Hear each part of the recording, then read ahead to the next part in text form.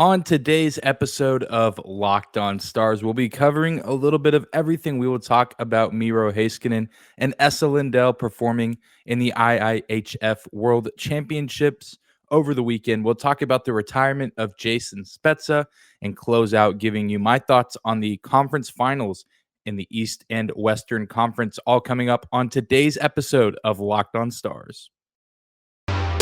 Your Locked On Stars, your daily podcast on the Dallas Stars.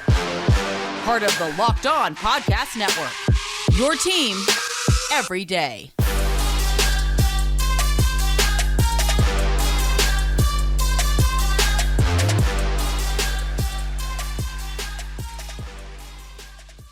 Howdy, Stars fans. Welcome back to the Locked On Stars podcast, the only daily podcast covering the Dallas Stars, part of the Locked On Podcast Network. Your team every day. I'm your host, Dane Lewis, your local expert on all things Dallas Stars hockey, credentialed member of the Dallas Stars Media, coming to you on this Tuesday, May 31st. And whether this is your first time here or you are a recurring listener, thank you for stopping by today's episode and for making Locked On Stars your first listen every single day. Be sure to subscribe to our show on YouTube as well as your favorite podcasting platform. Leave a comment, rating, or review if you like what you hear. It helps out the show a ton and just takes a quick second. You can also find and follow me on Twitter at Dane_Lewis and our show as well at Locked On Stars. But like I said in the open, we're going to be kind of all over the place today. Quite a few different stories to cover. Most of them from the weekend that I just missed because I had already planned on doing the Tyler Seguin player evaluation episode on Monday. And so, didn't want to scrap that and try to move that to a different day. Already had that planned out. So we did Tyler Seguin yesterday. We talked about his season. And today we'll kind of reflect on the busy weekend that was around the hockey world, starting in Europe with the IIHF World Championship, in which Finland takes home the gold medal, defeating Canada 4-3 in overtime in the gold medal game, propelled by the performance of many players, but one in particular Stars fans will know and love. That is, of course, Miro Heiskanen. He had 2 assists in the gold medal game, including on the game winner. Absolutely huge moments for Miro Heiskanen. I believe he was second in defenseman scoring for this team from Finland, which is really impressive and not too shocking if you've been following him, especially as a fan of the Dallas Stars. But he's always done pretty well in international play, and of course is one of the more promising up-and-coming defensemen in the National Hockey League. So, of course, he's going to play well at the international level as well, because his skill translates all areas of the game, whether it's in America or whether it is in Europe, back where he's playing for his country. And of course, Lindell, a member of this Finland team as well. Only 1 assist throughout the entire tournament, but still an important presence on the team. He didn't have to carry the load offensively because you had guys like Miro Heiskanen on the defenseman side of things on this Finland roster. But this is absolutely huge for Esa and Miro. We touched on it a little bit a few episodes ago, talking about the importance of the experience that they gain from situations like this. Situations like playing in a gold medal game, representing your country, will get you prepared for playing for the Stanley Cup playoffs in America. And I think we've maybe even seen some of that already with guys like Lindell and Miro Heiskanen. These international games seem to be so much more intense whenever you're playing against another country. There's more than likely going to be talent involved in these games because these aren't just NHL rosters. These are people pulling from the NHL, from other areas of the world, getting the best of the best players that they possibly can to come back and play for their respective nations. So not really too many weak spots on these rosters in tournaments like this. You even look at other sports. You look at Luka Doncic in the NBA for the Dallas Mavericks. He comes in and plays as well as he does because the competition in Europe was already so fierce and so intense, and it's something he was getting acclimated to at such a young age. And I think that's one thing that makes the NHL so interesting and such, a unique sport in the sense that there is so much international talent in our game. Though this is a North American sports league, there is so much talent from, what mostly, the European countries, but from all over the world. I mean, hockey is a global sport. And we may think, okay, it's just Canada, it's just the United States and a few select countries in Europe, but that's just simply not the case. There is so much international talent all over the planet. And I think that's what makes the game of hockey so unique in the NHL, is that we're getting all of these skilled players from all over the world. Because, like I said, this is a global game. So people are falling in love with the sport at a young age and starting to play it early on, getting really good at it, finding a passion for it, and then eventually they find themselves representing their country in tournaments like this or the Olympics, or eventually making it to the NHL where they're able to represent their country there as well. And so always more intensity when you're playing for national pride. And of course, whenever hockey is taken as seriously as it is in some of these other countries, I mean, of course, you get pretty good growing up playing it. Everyone's playing it. So the competition is always fierce, and you have to find a way to rise above. And I think guys like Miro Heiskanen and Lindell have done that with excellence throughout the entirety of their careers. And so there have been some other Dallas Stars we've seen in the past that have participated in the IIHF World Championship, such as Jake Ottinger and Jason Robertson back in 2021 representing Team USA.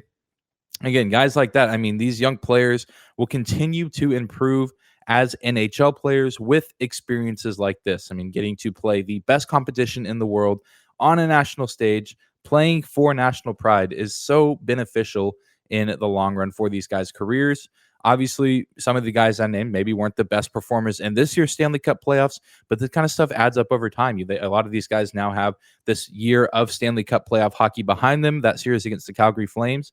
That kind of stuff builds you up and gets you more prepared for situations like that later on down the road. And so really exciting to see Dallas Stars players participating in events like this, because it's better for them individually as players. It's really great for the growth and expansion of the game, and just going to be good for the Dallas Stars overall. Getting guys like this being active, even Jacob Peterson playing for Sweden, his home country. Great to see him staying active in that regard. And really excited to see what else is to come from the Dallas Stars this summer in terms of how they plan to stay active and get prepared for the next season ahead of us. Well, we are going to keep trucking along on today's episode of Locked On Stars. We're going to take a moment and talk about the retirement of a former Dallas Star, Jason Spezza. We'll reflect on his time in Dallas after we take a quick break.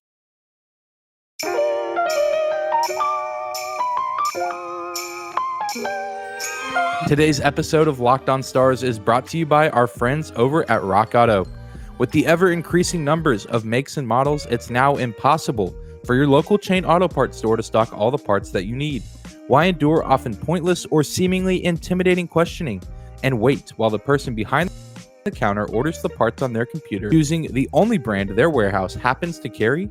You have computers with access to rockauto.com at home and in your pocket. You can save time and money when using Rock Auto. Rock Auto is a family business serving do-it-yourselfers for over 20 years, and their prices are reliably low for every single customer.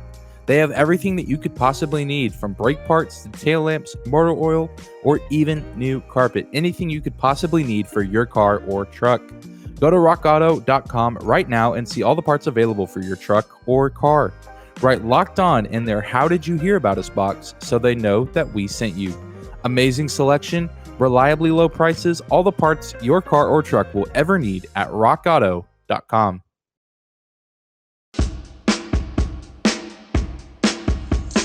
And we're moving on this Tuesday episode of Locked On Stars. This is your host, Dane Lewis here. Thank you again for making Locked On Stars your first listen, especially today. We're so glad that you decided to join us on today's show, talking about Team Finland taking home the gold medal in the IIHF World Championships, and now shifting our focus back to the NHL world, talking about the retirement of Jason Spezza. It was announced near the end of last week, I guess in the weekend, kind of before Memorial Day, that Jason Spezza would be retiring from the NHL.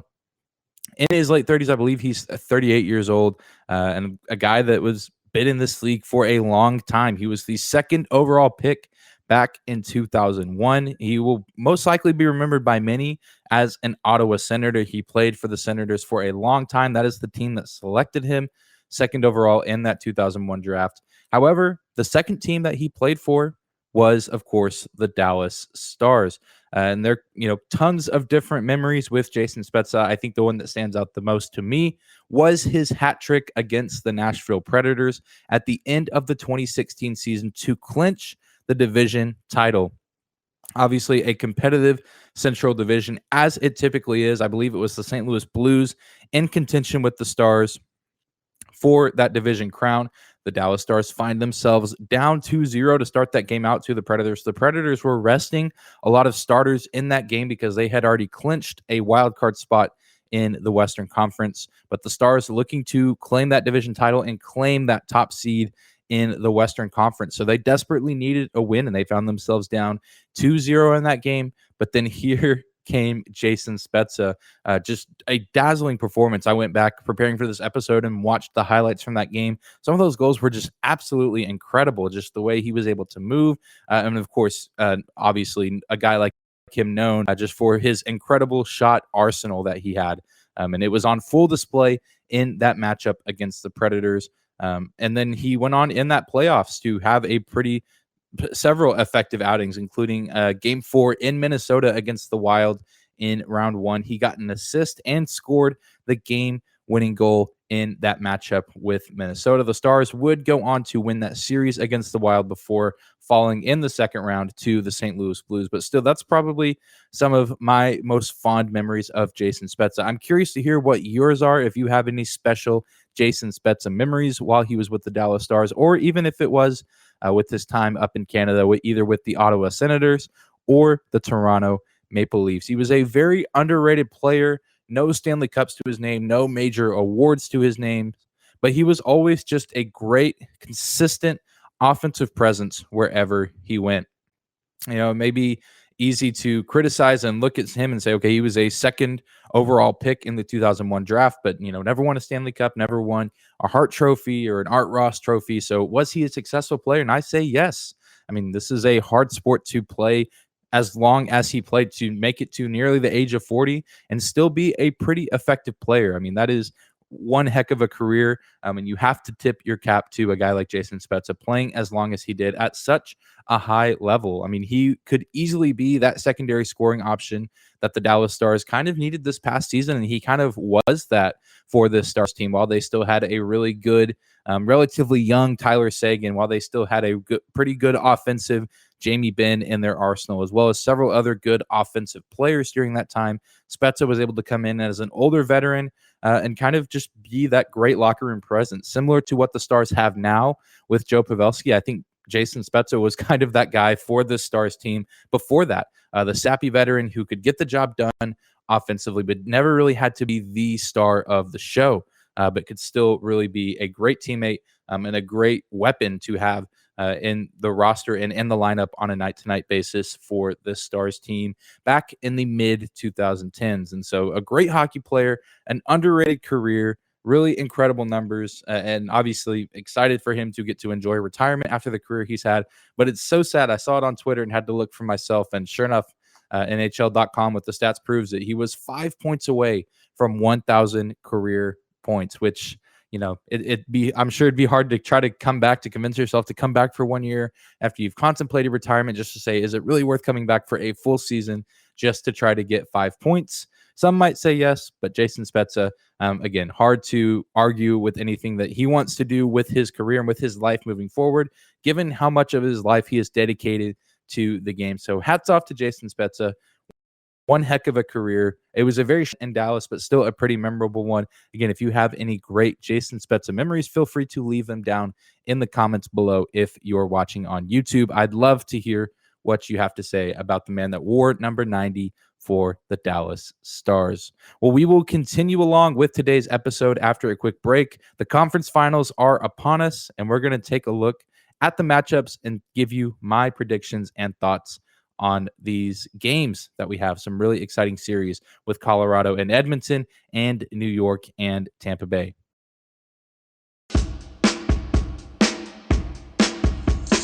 And we're closing out this Tuesday episode of Locked On Stars, shifting to a bird's eye view of the current NHL.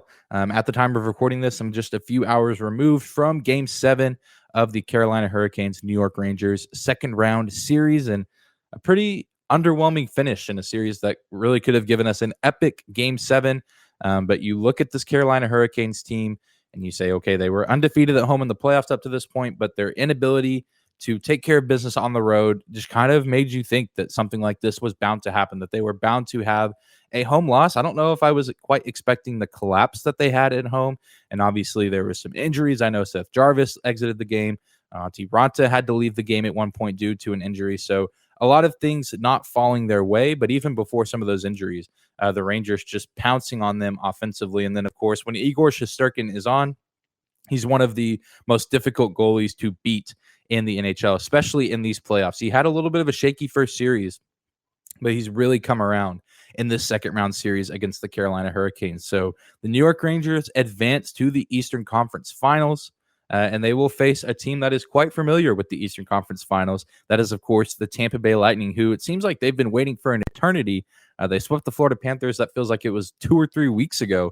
They've just been patiently waiting as Carolina and New York go to 7 games. Both of them, their second Game 7s of these playoffs. And so this is a worn-out, battle-tested New York Rangers team and a Tampa Bay team that had a little bit of a fight early in the playoffs against the Maple Leafs, going to 7 games in that first round series, but then really just getting what seemed like an automatic bye series or a series off against the Florida Panthers. So they're going to be well rested, and the Rangers are going to be maybe a little bit worn down and battle-tested. But this, of course, going into this matchup, the biggest storyline and the thing that people are most excited about is, of course, the matchup between the Pipes. And how could you not be? I mean, Andrei Vasilevsky, who's been one of the best goalies in the NHL the past few seasons, including the postseason, going up against the likely Hart Trophy winner in Igor Shesterkin. This is going to be a absolutely thrilling matchup.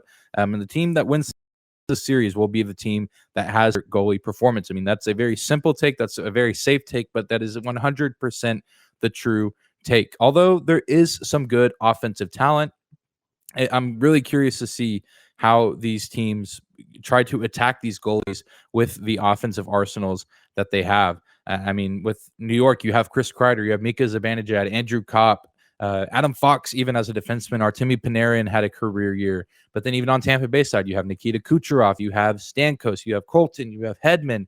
So many different offensive players, but also 2 of the best goalies in the NHL going head-to-head. And you even have former Dallas star Corey Perry looking to make his 3rd straight Stanley Cup Finals appearance in 3 years. He went with the Dallas Stars back in 2020. He went with the Montreal Canadiens last year.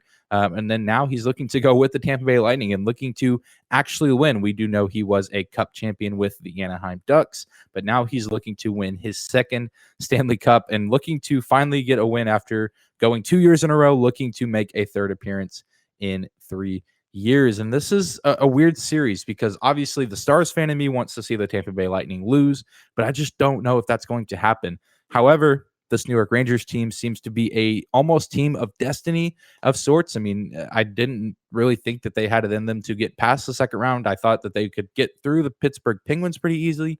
But then after they struggled in that series, I thought, okay, there's no way they can get through this Carolina Hurricanes team.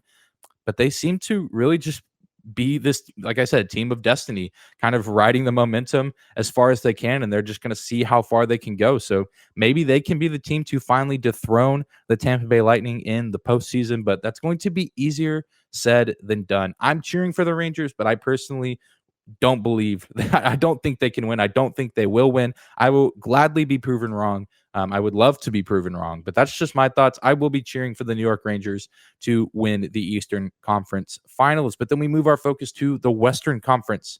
We have the Colorado Avalanche and the Edmonton Oilers. Connor McDavid versus Nathan MacKinnon. I could just end the segment right there. I mean, that's pretty much all you need to know. That's all anyone is talking about with this series, and rightfully so. These are 2 of the premier offensive players in our league. Connor McDavid considered one of, if not the best player in the league, one of, if not the best players in the world. And Nathan MacKinnon certainly in that conversation as well. I feel like a guy that maybe has been overlooked this season just with how talented this Colorado roster is. But these playoffs have reminded the entire hockey world how incredibly talented Nathan MacKinnon is. And that's even hard for me to say as a Stars podcaster and Stars fan. But even just watching him play these past two series has been nothing short of incredible. And this is kind of the opposite of the Eastern Conference Final Series. Both of these teams have a lot of offensive firepower, but the goaltending is very hit or miss with Darcy Kemper for the Avs and Mike Smith for the Oilers. You never really know what you're going to get with those guys on a nightly basis, whereas when you put Shesterkin or Vasilevsky between the pipes, you pretty much know what you're going to get, which is an outstanding goaltending performance from those guys. And another former Dallas Star, Andrew Cogliano, a member of the Colorado Avalanche, another guy that was on that 2020 Stanley Cup Finals team for the Dallas Stars, looking to make it back to the Stanley Cup Finals for the second time in 3 seasons. But I think I'm personally more excited for this series, of course, for the appeal of McDavid versus McKinnon, but of course, some other really exciting players to watch as well, whether it's Draisaitl, and you could just go on and on down the list with Colorado Avalanche. Nazem Kadri having his career year and, bouncing back at the Blues, going them after their fans were just unbelievably cruel and unnecessarily just awful to him on social media. Again, but even outside of that, Nazem Kadri just having a fantastic season. Landeskog, Makar, Rantanen, the list just goes on and on. Lettinen, who they got, who they got from the Montreal Canadiens at the trade deadline. This just seems to be Colorado's year. I think they win this series. I don't really have too many biases in this series because it's hard to cheer for the Oilers because then it's like, well, of course you're cheering for them. You're cheering for Connor McDavid, the best player in the world. That's easy. Not really taking anyone's side in this series. I just hope for a 7-game series. I hope every game is entertaining. I hope that we see some beautiful goals scored from several different guys on these rosters. Going to be a fun conference finals, and it's bittersweet because it's exciting to watch these series unfold, but also it means the hockey season is coming to an end, so we have to enjoy it while we still have it. But that's going to do it for today's episode of Locked On Stars. Thank you guys so much again for making us your first listen of the day. Now make your second listen of the day the Locked On NHL podcast. From first-round matchups to each Stanley Cup kiss, Locked On NHL covers the playoffs like no other. Hear the latest news and opinions from local experts every Monday through Friday. It's free and available wherever you get your podcast at. Be sure to subscribe to and follow our show, the Locked On Stars podcast, wherever you get your podcast at, whether that's on YouTube or your favorite podcasting platform. You can also find me on Twitter at Dane_Lewis. You can also find our show as well at Locked On Stars. But thank you guys so much again for tuning in today. We will see you back here tomorrow.